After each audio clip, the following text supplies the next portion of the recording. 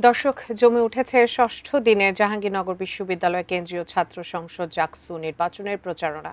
মাত্র ৮ দিন পরেই নির্বাচন, প্রার্থীদের দৌড়ঝাঁপ বাড়ছে হলে হলে ও ক্যাম্পাসে। যাচ্ছেন ভোটারদের কাছে, যাচ্ছেন ভোট। মুরাদ চত্বর থেকে বিস্তারিত জানাতে যুক্ত হচ্ছেন প্রতিনিধি কামরুজ্জামান। আর তো বেশি দিন নেই ভোটের। প্রার্থীরা তাদের আনুষ্ঠানিক প্রচারণা কিভাবে করছেন এবং নারী প্রার্থীদের প্রচারণার খবর একটু জানাবেন আমাদের।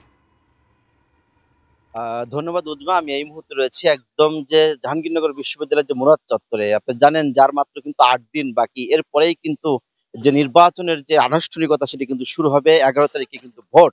তবে আমরা একটা বিষয় আপনাদেরকে জানিয়ে রাখি যে এই যে নির্বাচনকে কেন্দ্র করে আমরা দেখেছি যে বিভিন্ন যে সমস্ত প্রার্থী আছে তারা কিন্তু চষে বেড়াচ্ছেন পুরো ক্যাম্পাসে ক্যাম্পাসে, এবং আমরা দেখেছি গতকালকেই দেখেছি যে হলে হলে কিন্তু তারা দেখেছি যে তারা কিন্তু একদম মানে প্রত্যেকটা যে ভোটারদের কাছে তারা কিন্তু দ্বার প্রান্তে কিন্তু পৌঁছে যাচ্ছে। আমরা একটু কথা বলতে চাই, এখানে একজন প্রার্থী রয়েছে, আমরা তার সাথে একটু কথা বলি।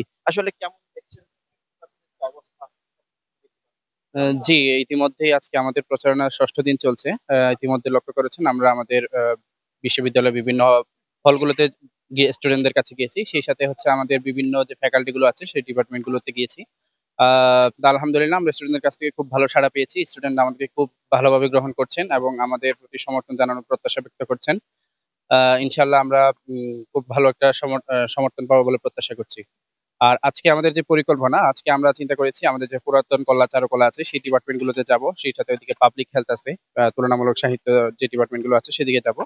আর এইদিকে সিএসসি ডিপার্টমেন্ট আছে, ভূতাত্ত্বিক বিজ্ঞান যে ডিপার্টমেন্ট গুলো আছে সেগুলোতে যাবো আর কি। আজকে আমাদের এই পরিকল্পনা ইনশাল্লাহ।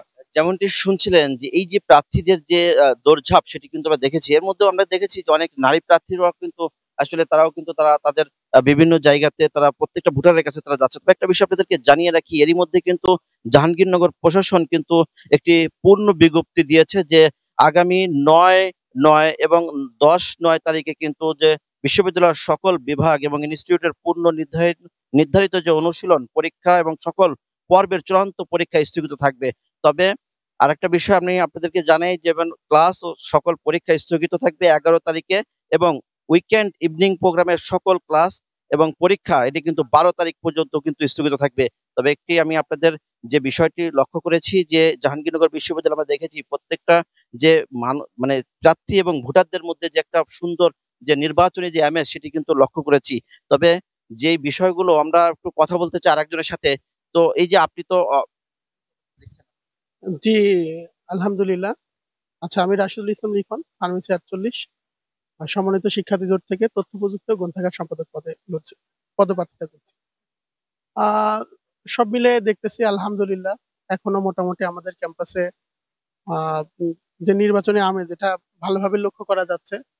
পাশাপাশি সব প্রার্থীদের মধ্যে একটা সহনশীল অবস্থা দেখা যাচ্ছে। সবাই সবার মতো নির্বাচনী প্রচারণা চালাচ্ছে। আমরা যদি আমাদের কথা বলি তাহলে আমরা আহ হ্যাঁ, সবার কাছে পৌঁছানোর চেষ্টা করতেছি। হলে যাচ্ছি, প্রত্যেকটা ডিপার্টমেন্টে যাচ্ছি। হ্যাঁ, আমাদের অনেকগুলো টিমে ভাগ হয়ে আমরা অনেকগুলো কাজ করতেছি। তো আলহামদুলিল্লাহ শিক্ষার্থীর থেকে আমরা অনেক বেশি ভালো পজিটিভ ফিডব্যাক পাইতেছি আলহামদুলিল্লাহ।